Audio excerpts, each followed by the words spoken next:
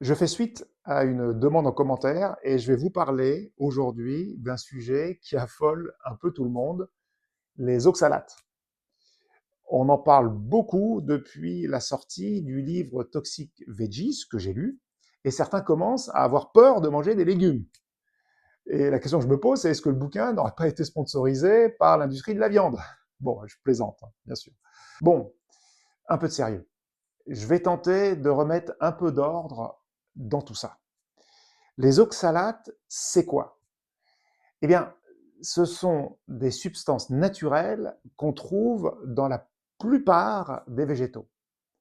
On les trouve par exemple dans les épinards, les blettes, les amandes, les noisettes, le curcuma, la betterave, la rhubarbe, le cacao, les patates douces, bon enfin, il y en a encore plein. En fait, les plantes produisent de l'oxalate pour se défendre et ne pas être mangées trop rapidement par les prédateurs.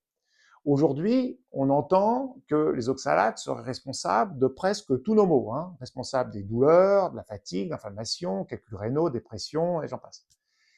Il faut quand même replacer tout ça dans son contexte.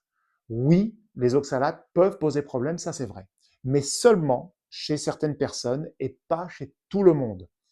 Quand les reins fonctionnent bien, quand la flore intestinale est équilibrée, que l'alimentation est suffisamment variée et que l'on fait de l'exercice physique, le corps les élimine naturellement.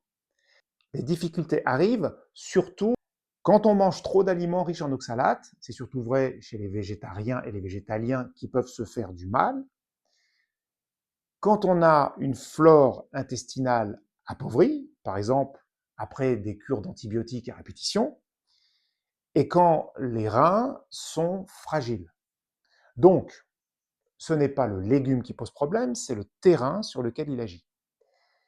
Et plutôt que de tout supprimer, il vaut mieux adapter son alimentation pour éviter d'en consommer en trop grande quantité.